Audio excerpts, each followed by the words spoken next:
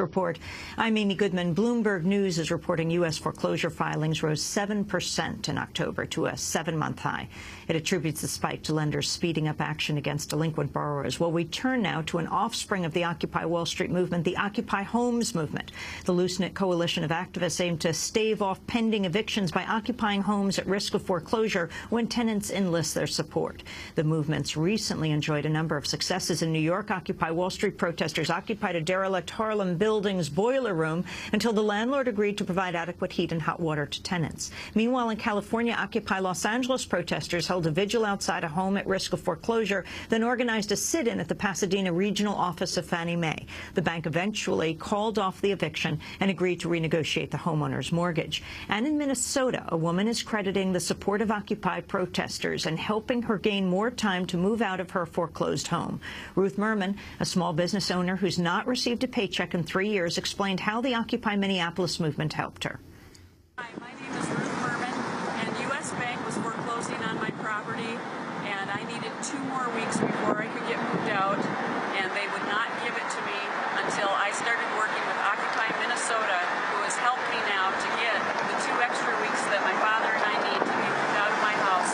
And if this is happening to you or anything similar, then come down and stand with Occupy Minnesota and allow them to help you. And even if this isn't happening to you, come down and support Occupy Minnesota, because this is finally how things are being accomplished. That was homeowner Ruth Merman explaining how Occupy Minnesota protesters helped her delay her eviction. Shortly afterward, U.S. Bank and GMAC contacted Ruth repeatedly to settle the dispute. Well, for more on the Occupy movement around homes, we're joined by 3 guests. In Minneapolis, we're joined by Nick Espinosa, an organizer with Occupy Minneapolis who's helped local residents stave off evictions. He's with Monique White, a Minneapolis resident who's facing foreclosure. She recently requested the help of Occupy Minneapolis, and now 24 of its members are occupying her home. And here in New York, we're joined by Max Rameau, an organizer with the Take Back the Land movement. For 5 years, Max has worked on direct actions that reclaim and occupy foreclosed homes. We want to welcome you all to Democracy Now! Nick Espinosa, talk about the Occupy movement's focus on preventing foreclosures. Well, thanks for having me here. I'm a longtime fan, and it's an honor to be here. We're focusing on foreclosed homes now. We believe that it's time for us to bridge the gap between the protests that are happening on Wall Street and the communities that are most affected by this crisis. That's how we got in touch with Monique, and that's why we're bringing the fight into communities like North Minneapolis, which has seen about 40% of Minneapolis's foreclosures, even though there's 13% of the homes there. So we see this as an incredible opportunity to expand the Occupy movement and to bring it into communities and neighborhoods. Can you talk, Monique White, about what happened to you? A little bit. Basically, what happened was I was at my job for almost 11 years, and due to budget cuts, it was a nonprofit organization. They went out of business. My house went into foreclosure. I worked with U.S. Bank to try to modify or redo my loan in order for it to be affordable for me to keep my home. And the way I found out that my house was going into foreclosure was I called the gas company, and they basically told me that I needed to get in contact with my mortgage company. And at that time, that was like 2 weeks ago, I found out that my house had actually been foreclosed in January. And so how did you reach out? 2011. How did you reach out to Occupy Minneapolis?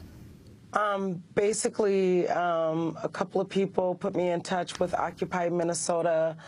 I went down and basically told my story, and they were willing to reach out and help me in every way possible to keep my home. And so what is happening right now? Folks are living with you in your house, Monique?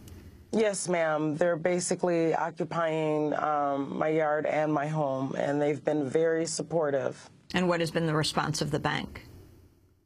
We got a call yesterday. Basically, we more or less put on the table what we're requesting. right now at this point, one of the persons that we spoke to yesterday basically said they would take everything back to the table and speak with their people. So we're hoping to hear something from somebody by then, no later than next week. Max Rameau, talk about the Take Back the Land movement and how this story in Minneapolis fits into the broader national story. Well, there's no doubt that this tendency that seems to be emerging with some of the Occupy sites moving towards helping out with foreclosed homes and vacant homes is an incredible development and is going to help a lot of people and save a lot of homes. So we've been to Take Back the Land since 2006. We've been identifying vacant government-owned and foreclosed homes, breaking into them and moving homeless people into peopleless homes. I mean, I saw you in New Orleans. Yes, and we're doing that there as well. And then we of course defend the families against eviction ones that have it.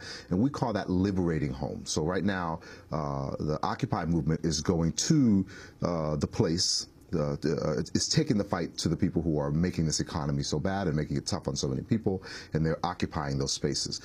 The banks are occupying many of our homes, and we're moving the banks from their occupation. So we're you're liberating saying in this those case homes. it's already foreclosed homes that are empty? Well, in some cases, yes. In other cases, foreclosed homes that are not yet empty because the families living there haven't been evicted yet. But either way, we're liberating those homes for families not occupying. The banks are actually occupying our homes. We're ending that liberation. I think this sets up for an incredible movement where we have a 1-2 punch. On the one hand, we're occupying them on their turf, and on the others, we're liberating our own turf so that human beings can have access to housing rather than them sitting vacant, so that corporations can benefit from them sometime in the future. And what have been the bank's responses? Can you give us examples? Well, it's been mixed, but in many instances with some of the Take Back the Land actions that have happened over the past 5 years, the police have come to execute the eviction. We've been there with a lot of people willing to take arrests. Certainly not the numbers that we've seen at Occupy, but we've been there with people willing to take arrests. And in many instances, the police have just left, and the banks have waited for things to quiet down before they make a second run at it. Now, with this Occupy movement ramping up, I think we have a significant chance to keep large numbers of people in their homes, which is one level, and it seems like we're seeing some levels of success right now with that. In LA, City Life Vida Urbana in Boston has been doing an incredible job of that. The next step then is going to be to secure those homes, make sure people get to stay there, liberate them, and then force that, not only force the banks to allow the families to stay in the home, but also then force policy changes that would help thousands of other people for whom we're not doing eviction How do you offenses. organize nationally? We have a network of organizations. We're not a national organization. We call ourselves a trans-local network. We network local organizations. We have a nonprofit that allows organizers like myself to go and do trainings in different cities. But really, people are doing this on their own. They're not doing it because we're telling them to do it. They're doing it because we just don't have any other choice. Give me an example of a house that was foreclosed, a family gone, that you, quote, liberate, that you go into, and what the bank's response is, and the police, the local authorities' response. So we've had a few in Miami that we've done, and we just did one in Chicago. There's a young lady in Chicago named Martha, who we moved into a vacant home that had been vacant for quite some time in Chicago. We went there, scouted out the neighborhood, and that's through the Chicago anti-eviction campaign. Scouted out the neighborhood, looked at the house, found the house in good condition. Then we talked to all the neighbors and said, look, this place is empty. We have a family that needs a place to stay. We'd like to move them in. It'll help out the family. It'll improve your neighborhood because you won't have so many vacant homes in the neighborhood. We'd like to have your support for it. And we held a press conference, moving the family in, and all of the neighbors came out and supported that. And we're there, and the family's still there, and that's been 3 months or so. And the neighbors have signed on to pledges agreeing that if the police come to try to evict that family, they're going to block the eviction, physically block the eviction there. And that's with the Chicago anti-eviction campaign. Can you talk about the whole issue of robo-signing, the scandal, and families demanding that banks produce the note? Like, show us you own this house. Right. So if someone lends you some money, they lend you $10 and you owe them $10, and then a few weeks later I come to you and I say, well, where's the $10? You say, I didn't borrow $10 from you. That was from someone else. I said, no. They gave me, they gave me that note. They gave me the thing, and here, I'll prove it. And I write out a note saying, you now owe me $10, and I sign it. Well, you know, there's some real questions you should have about whether or not you should actually be paying me or you should be paying the original person. There has to be some kind of way of showing that the person who you owe the $10 to said that you should pay me instead of them. And this is what's happening with the banks. The banks are selling your note to other people, but there's no real clear paper trail to prove that the bank who's saying that you owe them the money, that you actually owe them the money.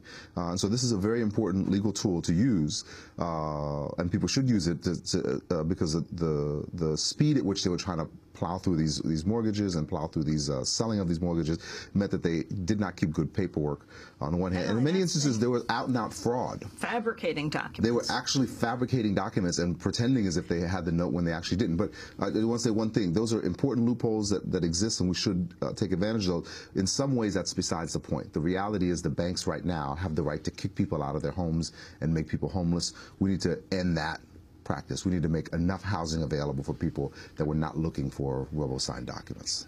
Monique White, one question. Let me ask about Rose Goodale. She received an eviction notice for her home in La Puente, a working-class suburb of Los Angeles. She enlisted the support of Occupy LA. Just see across the street. A few months ago, that house was taken away. These people left like from day to night, they were no longer there. I'm not going to stand for that. I'm not just going to flee from my home. I'm going to stay here and I'm going to fight back because it's not just me. It's many hardworking families that are losing their homes. Right on, right on, right on.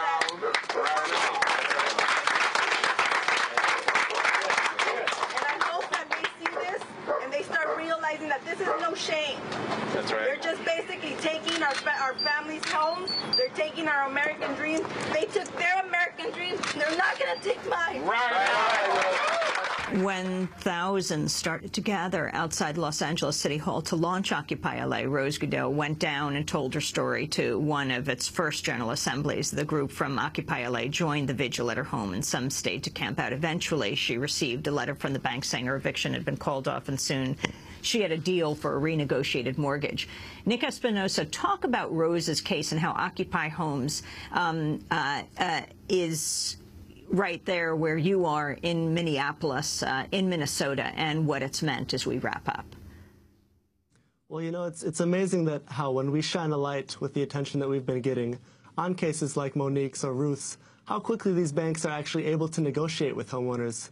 When across the country with people who are facing this crisis, they're completely unwilling.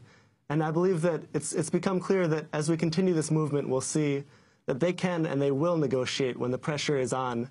And we need this negotiation to happen not just for Monique and not just for Ruth and other families, but we need a grand bargain with banks to change the way that they negotiate with families, because right now they're just throwing people out on the street, and that doesn't do anyone any good. The neighbors are losing property value. Monique will be out on the street potentially. Our schools are losing revenue.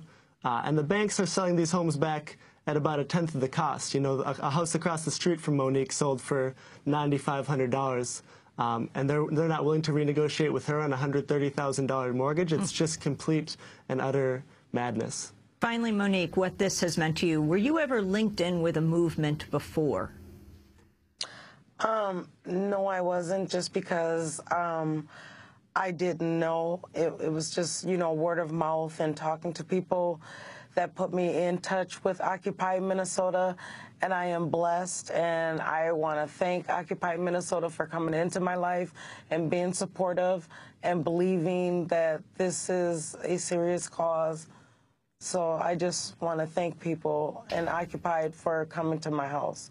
Well, I want to thank you all for being with us. Monique White, Minneapolis resident who's working with Occupy Minnesota. Now 24 members of Occupy Minnesota are with her in her home in an effort to stave off her eviction. Nick Espinosa with Occupy Minneapolis and Max Rameau of Take Back the Land movement. This is Democracy Now! We'll be back in a minute.